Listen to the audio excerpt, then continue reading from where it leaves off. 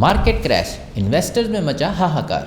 29 साल का रिकॉर्ड तोड़ निफ्टी 50 ने दर्ज की सबसे बड़ी गिरावट। क्या कारण है मार्केट क्रैश का? क्या 94 लाख करोड़ जो डूबे हैं वो रिकवर हो पाएंगे? और कब तक रहेगा मार्केट का हाल बेहाल? सरकार इस मामले में क्या कर रही है? क्या ये टाइम सिप करवाने के लिए सही होगा? एज ए इन्वेस्टर आपको इस टाइम क्या करना चाहिए? क्या कहते हैं एक्सपर्ट्स? जानने के लिए वीडियो के आखिर तक बने रहें। चैनल से पहली बार जुड़े हैं तो सब्सक्राइब करके बेल आइकन प्रेस कर लीजिए। इंडियन शेयर मार्केट इस वक्त अपने सबसे बुरे दौर से गुजर रहा है। सेंसेक्स के शेयर्स लगातार गिर रहे हैं, तो वहीं निफ्टी 50 पूरे 29 साल का रिकॉर्ड तोड़ तेजी से नीचे गिर रहा है। सिर्फ फेब 2025 में ही इन्वेस्टर्स के 40 लाख करोड़ रुपए स्वाहा हो चुके हैं, जबकि सितंबर से फेब तक की अगर बात करें तो इन्वेस्टर्स के 94 लाख करोड़ अभी तक भस्म हो चुके हैं। इन्वेस्टर्स इस वक्त अपना माथा पीट रहे हैं क्योंकि सितंबर 2024 में अपने ऑल टाइम हाई से मार्केट अब सबसे निचले पायदान पर आ चुकी है। इस साल की शुरुआत यानी जनवरी 25 से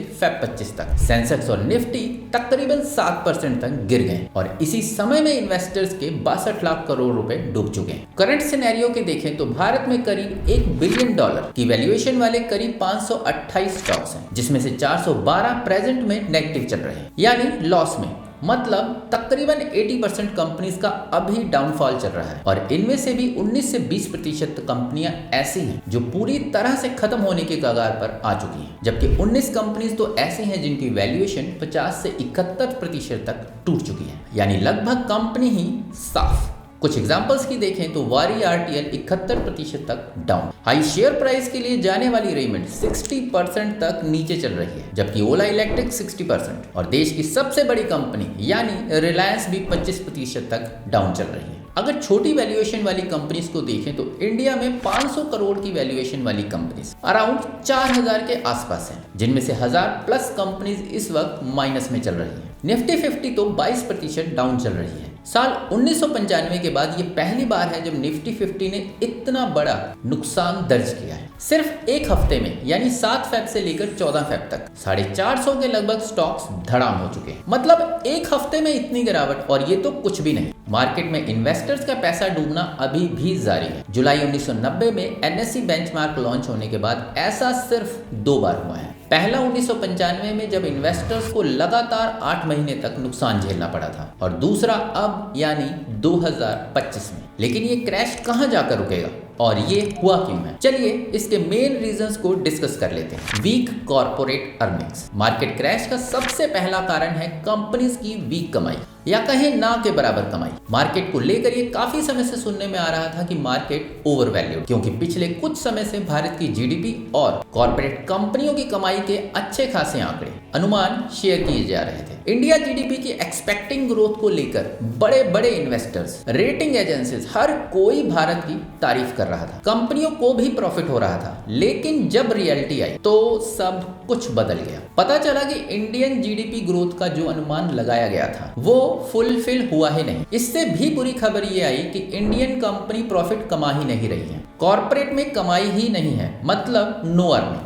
अब जब कंपनी में इनकम ही नहीं है तो शेयर प्राइस इतने हाई कैसे रह सकते हैं? तो बस धड़ाधड़ कंपनियों के शेयर प्राइस नीचे आने लगे और मार्केट एकदम से गिर गया। अगला रीजन है कैपिटल गेन टैक्स। अब ये क्या भला है? शॉर्ट में समझे तो जब कोई इन्वेस्टर अपने इनकम, घर, कार, बैंक, एफडी वगैरह बेचता है तो इसकी बिक्री से मिलने वाले प्रॉफिट पर सरकार टैक्स लगाती है, जिसे कैपिटल गेन टैक्स कहते हैं। सरकार की माने तो ये गवर्नमेंट की इनकम का एक जरिया है और साल 2018 में कैपिटल गेन टैक्स को स्टॉक मार्केट से जोड़ा गया था। लेकिन अब इन्वेस्टर्स इसे सरकार की सबसे बड़ी गलती मान रहे हैं, क्योंकि कैपिटल गेन टैक्स की वजह से फॉरेन इन्वेस्टर लगातार अपनी इन्वेस्टमेंट इंडियन कैपिटल मार्केट से निकाल रहे हैं, यानी बिकवाली कर रहे हैं। एक्सपर्ट्स की माने तो विदेशों पर sovereign funds, pension funds, universities और हाई नेटवर्थ इंडिविजुअल्स, एचएनआईज के प्रॉफिट पर टैक्स लगाना सही नहीं है, स्पेशली तब जब उन्हें अपने देश में किसी भी तरह से टैक्स पर छूट नहीं मिलती है। यही वजह है कि 2024-25 में बजट में कैपिटल गेन टैक्स की घोषणा पर एफआईआईज को इंडियन स्टॉक मार्केट को छोड़ने पर मजबूर कर दिया। इसका रिजल्ट मार्केट क्रैश और लाखों करोड़ों रुपए के नुकसान के रूप में देखने को मिला। पिछले 5 महीनों में एफआईआईज की बिकवाली 5000 करोड़ से भी पार पहुंच चुकी है और ये दौर अभी भी जारी है। मार्केट क्रैश का एक और बड़ा कारण है यूएसए का टैरिफ। डोनाल्ड ट्रंप ने अमेरिका के राष्ट्रपति पद की शपथ लेते ही उन्होंने चाइना, कनाडा और मैक्सिको पर टैरिफ का ऐलान किया है। हालांकि अभी लगा सिर्फ एक ही देश पर है और वो है चाइना, जिस वजह से अमेरिका और चाइना के बीच ट्रेड वार जैसी स्थिति बन गई है और इससे महंगाई का खतरा भी बढ़ रहा है, जिस वजह से भी मार्केट में हलचल है और मार्केट टूट गया। अगले और चौथे कारण की बात करें तो वो है रुपी अंडर प्रेशर, यानी रुपए की वैल्यू का गिरना। अब आप सोचेंगे कि भारत का रुपया भला कमजोर क्यों ही होगा, तो इसका जवाब है यूएसए डॉलर की बढ़ती वैल्यूएशन। जाहिर है कि अगर डॉलर की वैल्यू बढ़ेगी तो इंडियन रुपीस की वैल्यू कम होगी, क्योंकि पिछले कुछ समय से अमेरिका रशिया यूक्रेन वार में यूक्रेन को सपोर्ट कर रहा था, जिस वजह से यूएसए डॉलर यूक्रेन की तरफ जा रहा था और डॉलर की वैल्यू एज इट इज ही थी। लेकिन अब अमेरिका यूक्रेन को सपोर्ट ही नहीं करने वाला है, तो सिंपल है कि अब यूएसए डॉलर की वैल्यू अपने आप बढ़ेगी और ऐसा होने पर भारतीय रुपए की वैल्यू गिरेगी, जो हो भी रहा है, जिसका इम्पैक्ट शेयर मार्केट पर भी पड़ रहा है। और अगर इंडियन रुपए की हालत और ज्यादा खराब हुई तो मार्केट का हाल भी बहुत बुरा रहने वाला है। एग्जाम्पल से समझे तो आज इंडियन रुपीस की वैल्यू $87 के करीब है, लेकिन अगर आने वाले समय में यूएसए डॉलर 87 से 88 रुपए भी पहुंच गया तो भारतीय रुपया पूरे ₹1 नीचे गिर जाएगा। इसके अलावा भी कुछ रीजंस हैं, जैसे अमेरिकन फेडरल रिजर्व बैंक की तरफ से रेट में कटौती, जिसने इंडियन मार्केट पर नेगेटिव इंपैक्ट डाला और इंडियंस अमेरिकन शेयर मार्केट की तरफ अट्रैक्ट हुए। इस तरह चाइना ने भी इकोनॉमिकल पैकेज का ऐलान कर दिया है, जिस वजह से फॉरेन इन्वेस्टर्स ने भारतीय शेयर मार्केट से दूरी बनाकर चाइना के शेयर मार्केट में इन्वेस्ट करना ज्यादा सही समझा और एफआईआईज का इंडियन शेयर मार्केट में बिकवाली का एक कारण ये भी रहा। हालांकि चाइना के इस कदम का इंडियन शेयर मार्केट पर बहुत बुरा असर पड़ा। एक्सपर्ट्स की माने तो मार्केट क्रैश का एक कारण भेड़चाल भी हो सकती है। असल में पिछले 1.5 साल से फंडामेंटली अच्छे स्टॉक्स में अच्छी खासी तेजी देखने को मिल रही थी, जिस वजह से लोगों ने ऐसे शेयर्स के प्राइस भी हाई कर दिए जिनके बढ़ने की कोई उम्मीद ही नहीं थी। स्पेशली सरकारी बैंकों के शेयर्स में खूब तेजी देखने को मिली। ये तेजी ग्रोथ के मुकाबले काफी ज्यादा थी, खासकर मिड कैप और स्मॉल कैप सेगमेंट में। कुछ शेयर्स बेतहाशा भाग रहे थे। आलम यह हुआ कि शेयर प्राइस आसमान पर पहुंच गए और लोगों को लगा कि अब मार्केट में तेजी आने वाली है, इसलिए कंपनियों के ऊंचे दाम वाले शेयर्स भी खरीदे जा रहे थे,